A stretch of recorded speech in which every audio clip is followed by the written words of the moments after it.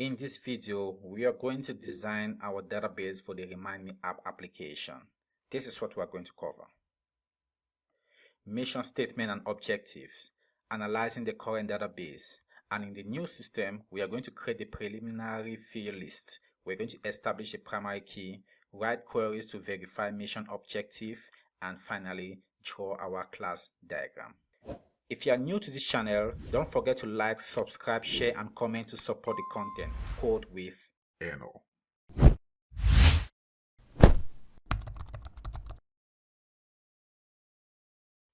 The concept we'll cover today were thoroughly discussed in part 2 of building the to-do application. Check it out to know more. Alright, in phase 1, we are going to talk about the mission statement and the mission objective. For the mission statement, it says, the purpose of the RemindMeApp database is to store task reminder information and support effective task tracking. So we can see here we have two distinct functionality of our database. The first one is to store reminder task information, and the second one is to support effective task tracking.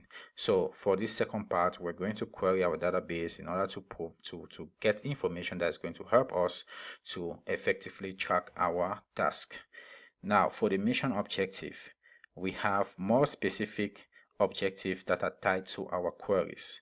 So this is another way of doing it. If you watch my previous video where we designed the database for the to-do planner, there we had more general tasks or more general objective.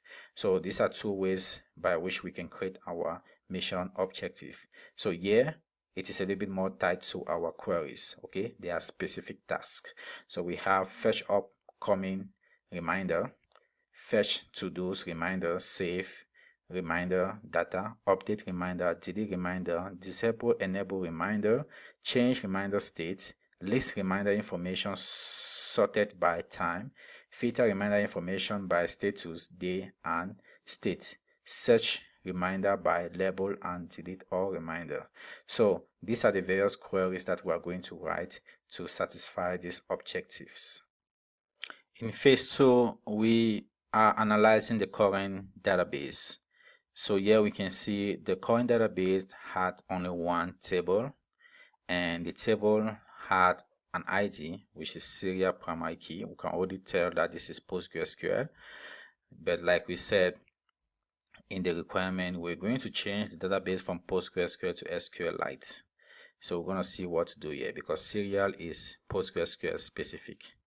Alright, so we have the label, which is a string, alert time, days, an array of character, type JSONB, active Boolean, created at, and modify at. So they all have a default of the current time.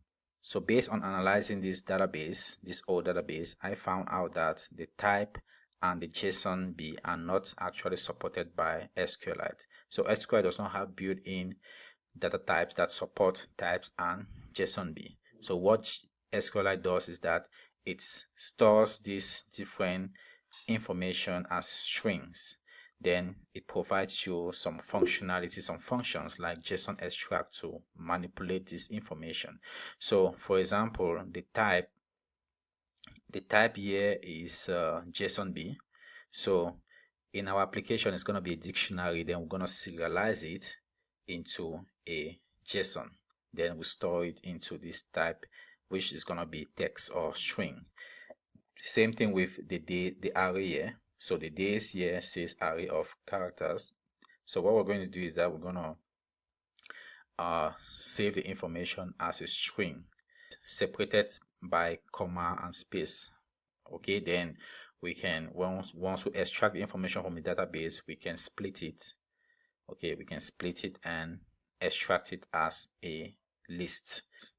So the conclusion here is that we have just one table for our database, and most of these fields or these attributes are going to make up our preliminary field list, and we're going to see how to handle the type and the days, and we're going to add more fields to support the new requirements.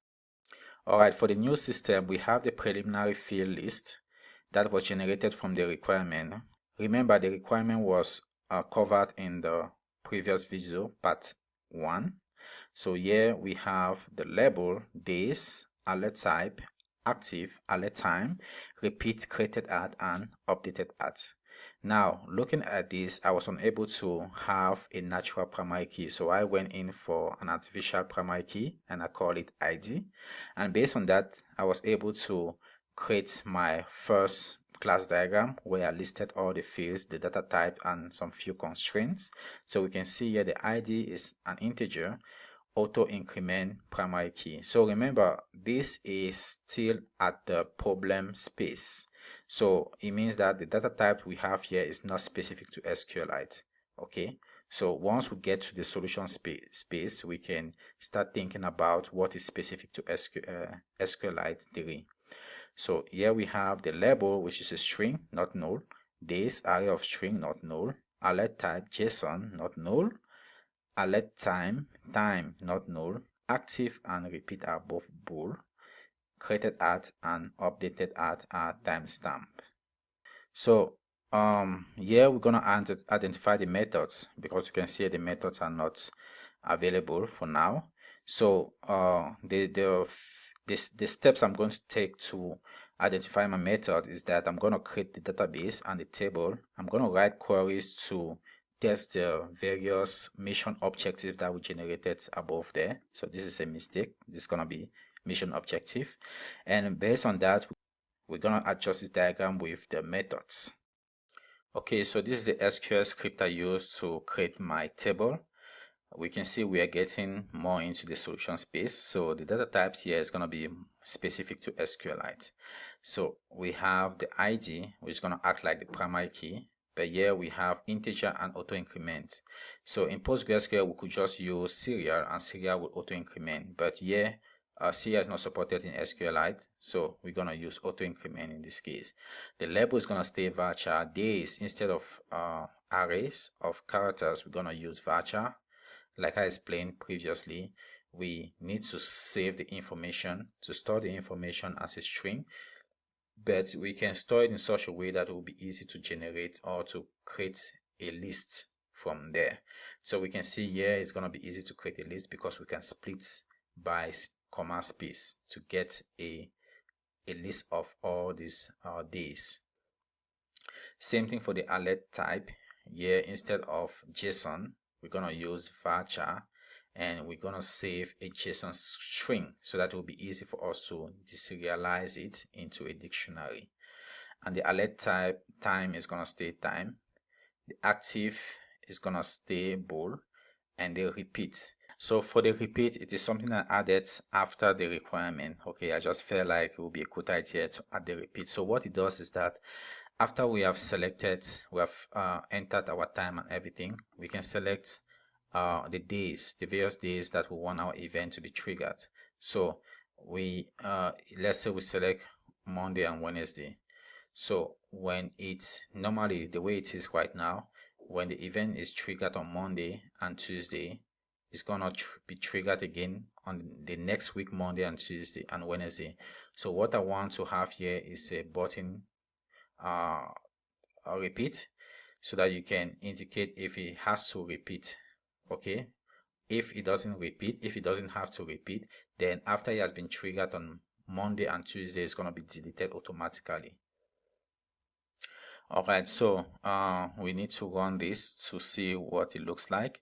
In order to do that, we need to first create our database. It is just a file here that ends with DB. It's going to represent our SQLite database. And I have a script here that I can use to run my SQLite files.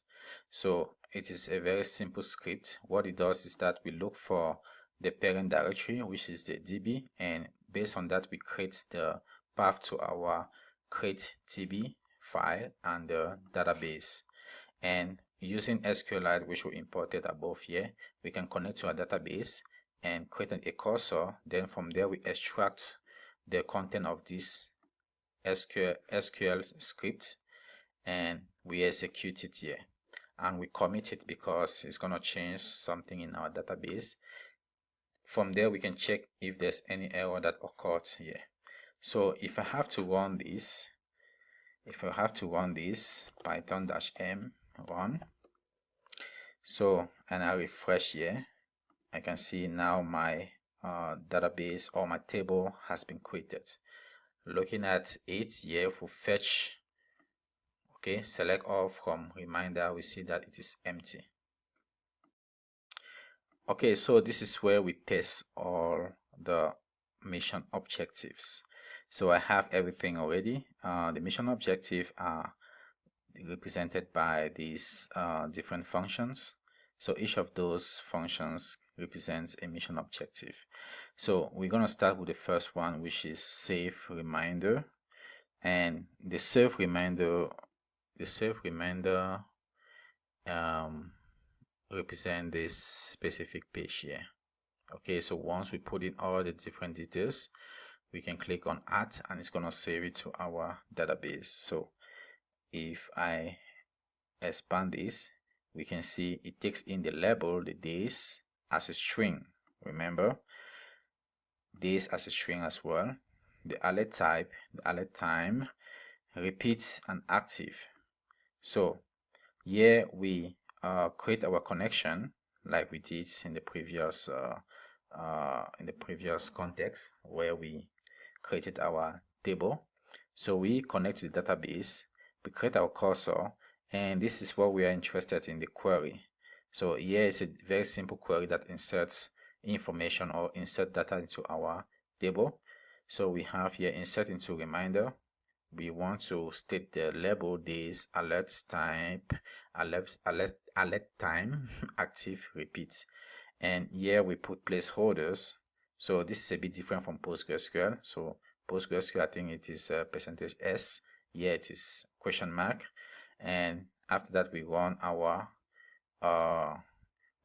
query and we commit because it's going to change something in our database. And from there, same thing, we check if any error occurred or not. So based on that, we can test it now. So here I'm gonna uncomment all of this to test it. So the first one, I want to create an event to take a nap. So I'm gonna take a nap on Monday, Wednesday, and Friday, and I want it to give me a sound, and for the time it's gonna be 3 o'clock, and it's gonna repeat. So based on that information, we can see the information here comes as normal, the normal information that I will use in Python, right? So we have here either a list or a tuple, in this case a tuple, and here we have a dictionary. Now to pass it into our function, we're going to transform them based on how it is stored in our database. So here we're going to join, okay, join with the separator, comma, space, and here we're going to dump to a JSON string, the dictionary to a JSON string, and here we're going to convert the time to a string, okay, and we're going to send it in. And with that, I can run it. Let's see. Okay, it shows that everything has been executed successfully. So let's check our database to see.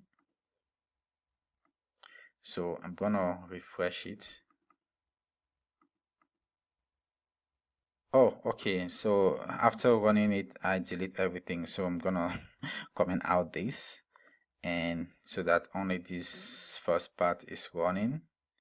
All right, so I'm gonna run it again and try to fetch so we can see. We have taken up the label, the days, yes, a string, and the alert, this is a JSON, the time, active, repeat, created ads, and this one as well. Perfect. So the next function to check is the update. So based on this design, we can see here that when we go to the list of different events or different reminders, we're gonna have a button just below here that looks like a pen. When we click on this, it's gonna lead us to this page, and it's gonna autofill all this information with the event we want to update. So once we do the changes, we can now update using this button. Alright, so this is how the update is going to look like. So the update is going to take in all the information, including the ID that we want to update, and we are interested in the query because everything else looks the same. So here we use the update reminder set, and we put all the fields we want to update where ID equals to this. This is to make sure that we can update any fields. Once we are at the level of this add screen, we can update anything that appears here. So once we have that, we can go ahead and execute it and check any errors. So here I'm gonna comment out this, and based on the information we have already, we have the information with ID 2, so we can update that. And let's say I want to change the label and the days. So the label is gonna be play with Eliana, my daughter, and I want to play with her from Monday, Tuesday, Wednesday, Thursday, Friday, Saturday, and Sunday. And the time I'm gonna play with her is this time. So we're gonna change the time from 3 o'clock to this time, and everything else stays the same. So let's see if the update will be effective. And going back to the database, I'm gonna try to run it again. So we can see everything has been updated. Perfect. So the next one is delete event. So we can see here this button at the top help enable us to delete specific events. So coming back to the code, we can see here delete event. So we are interested in the query. It's just a simple query, delete from reminder where ID is this. So we pass in the ID, the ID of the event we want to delete. So based on that, we are going to delete the only event we have here. So I'm gonna look for that part, delete. So this is it, simple. So the ID is gonna be 2, and from there we can run it and see if the delete is okay. Perfect. So to test the remaining function, I went ahead and added some data so that it will be easy for us to do to test the different functions. So it is pretty simple. We can see try to balance things up so that we can easily query and filter. So here I take a nap, first short break, date night, play with my child, prepare for church. So we can see the different days and the different time, and yeah, active, repeat, and so on and so forth. Okay, so looking at the toggle states. So the toggle state is actually the part where we want to disable or enable an event. So we can see we pass in the ID we want to modify, and we pass in the states, or if it is active or not, and we use a simple update query here to update to set the active equals to whatever information we're going to pass in here, and here we update the specific ID. Perfect. So we're gonna try this. So here it is. I'm gonna okay, so for the states, I'm gonna put it to false, so I'm gonna disable it. Which one do I need to disable right now? So taking a nap, I'm gonna disable taking a nap. So the ID for taking a nap is 3, and okay, making sure nothing else is running. So I'm gonna run the command. Oh, I have 2 things running here. Okay, so this one is adding something which I don't want. So okay, all right. So looking at the database, we can see though we have prepared church twice, which I'm going to handle it, I'm going to delete one of them, and we can see here we have the take a nap, take a nap has been disabled. Okay, another thing is that we can see here the updates, the modify add does not really work.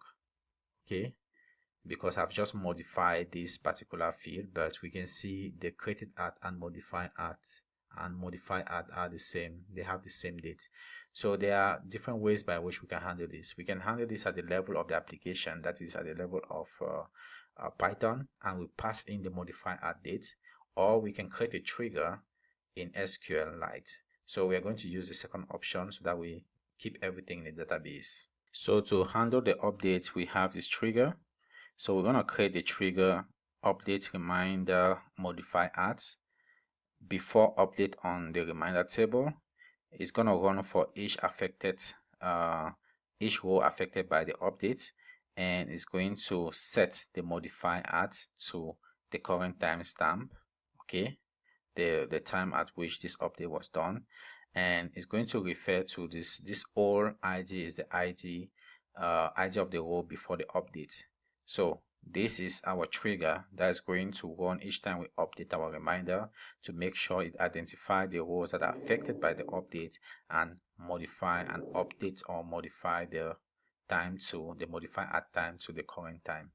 So once we have that, we can run our trigger, and I'm gonna go to run and change the script here to trigger. Once I have that, I'm gonna run it. Run. So once I have that installed, I can try to run the update again. Okay, now I can check to see if the modify at time has changed. So we can see yes, it has changed from 21 from 21 minutes to 40 minutes.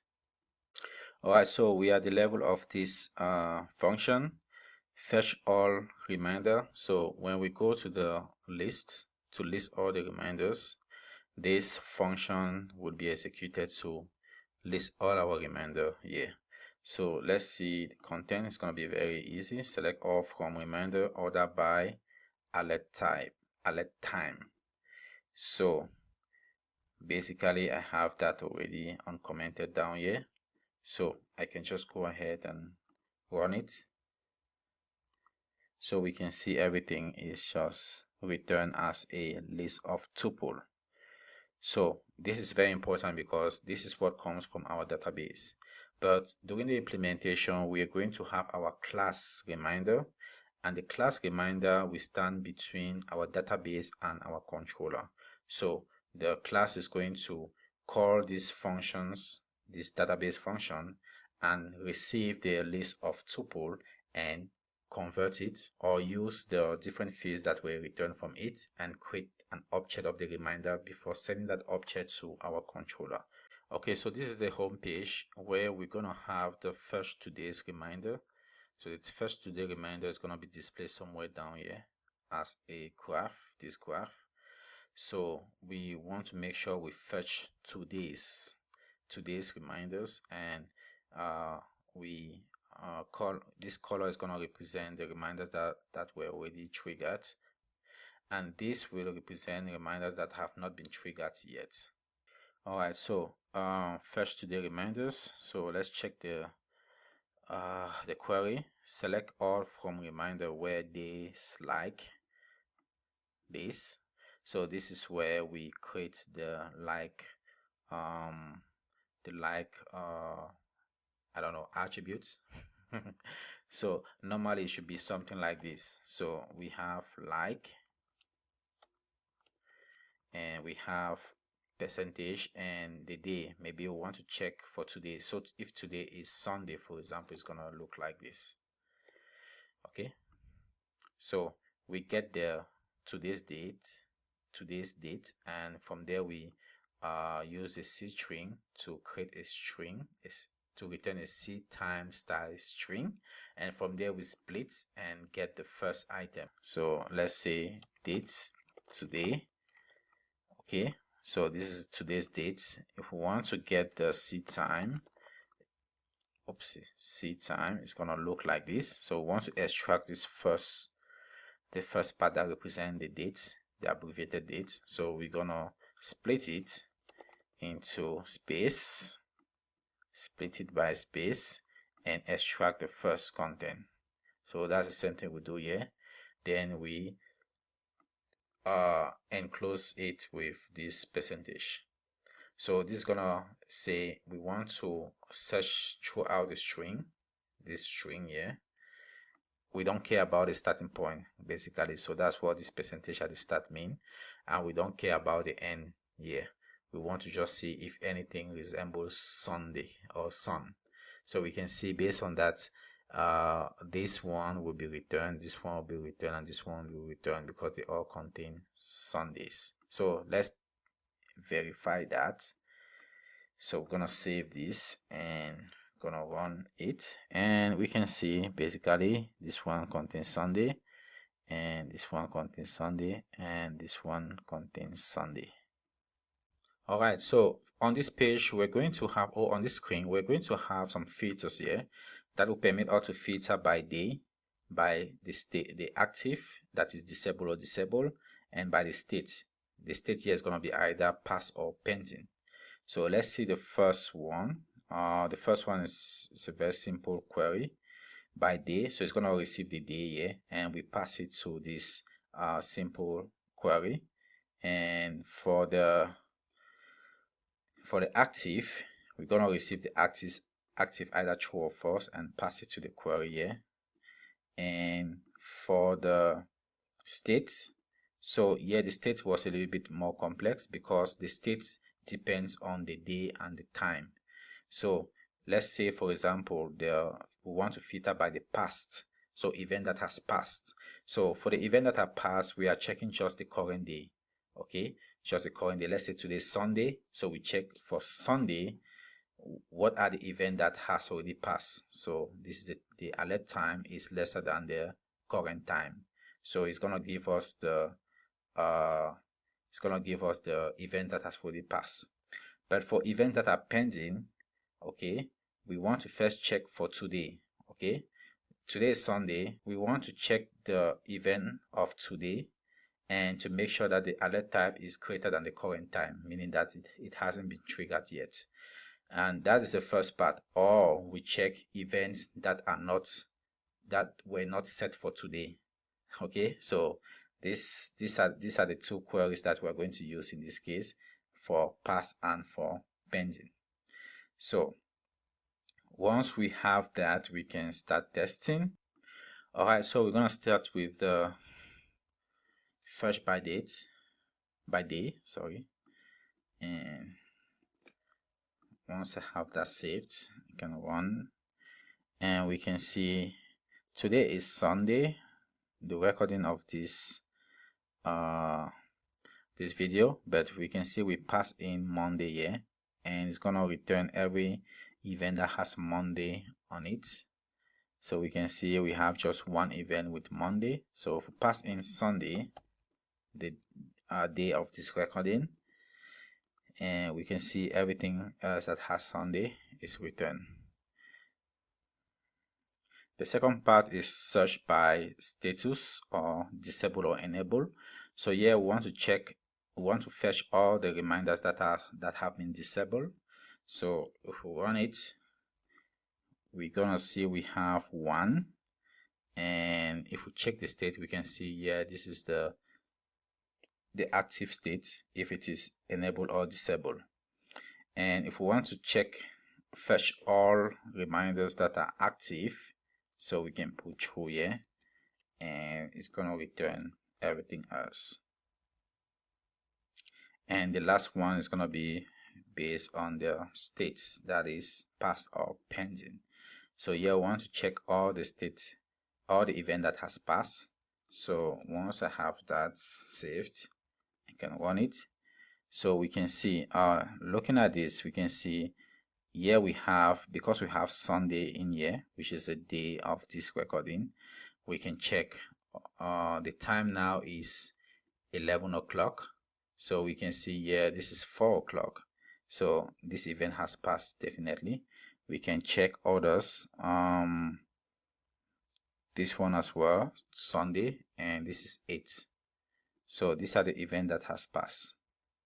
So if we check events that are pending, so we can see here these events definitely are pending because this is Monday, Wednesday, and Friday. And the next one is we have Tuesday, Wednesday, Thursday, Friday. And do we have any Sunday? No, we don't have any Sunday. So I can go ahead and modify one of these that have Sunday to, let's say, 11:30, and let's see if it's gonna show pending. Okay, so I went ahead and autofill for ID 7. So we can see here, prepare for church. Yeah, I'll change the time from 8 to 11:30. So we're gonna run that, and once we run it, we can fetch now all the pending, and we should be able to see the Sunday one somewhere here. Okay, we can see Sunday. So on this same list screen, we're going to have a search field here that can help us to search by labels. So we have something like this. So here is pretty simple. We receive the label here, and we create this format that's going to go in the like constructor of our SQL, sorry. Then from there we can run it. So let me see if I have already. Yeah, okay, so here we want to fetch everything that has the RE, and once we save that, we can run it, and we can see everything that has RE in the label has been returned. So let's say we want to search break. So we can see only this one is returned. Perfect. All right, so on the home page, we have this section that kind of display the upcoming events. So the upcoming event here is a little bit tricky as well, because first we want to check today's events and see if there's any event that is still pending, and we display it here. But if there's no pending event today, then we want to check the next day. Okay, so we can see it is pretty difficult to have it here, because we can see, let's say we are on today is Sunday. If we don't have any pending event on Sunday, then our next event is going to be Monday. All right, or if we didn't have any Monday here, then the next is going to be Tuesday, and so on and so forth. So this is a little bit tricky to reproduce this on SQL. What I'm going to do here, I'm going to fetch all the active event using SQL. Then on Python, I'm going to, basically filter everything and extract the upcoming event, basically. Now the last one is gonna be delete. So I'm pretty sure delete is gonna be somewhere here. We're gonna have some delete button here that's gonna help us to delete all the events. And pretty simple SQL query, we have the delete from reminder. So it's time for us to delete everything now. So we're gonna delete everything, and here we go. And we can check our table, and everything is gone. Perfect. All right, so the end result of writing all the query was to generate these methods. So we can see these are the various methods, and remember these methods are attached to the class, to the reminder class, and they are going to speak to their relative methods on the database. For example, the save method here is going to speak with the save reminder from the database, the one we just wrote, and same thing with all the other methods. And we can see here from this method, the method of this class receive this as an array of string, but it's going to convert it to a string and pass it to the methods from the database that we just saw. Same thing with all the other methods. And once you receive the result from the database, it's going to create an object of the reminder and send it to the controller. So that's how it's going to work.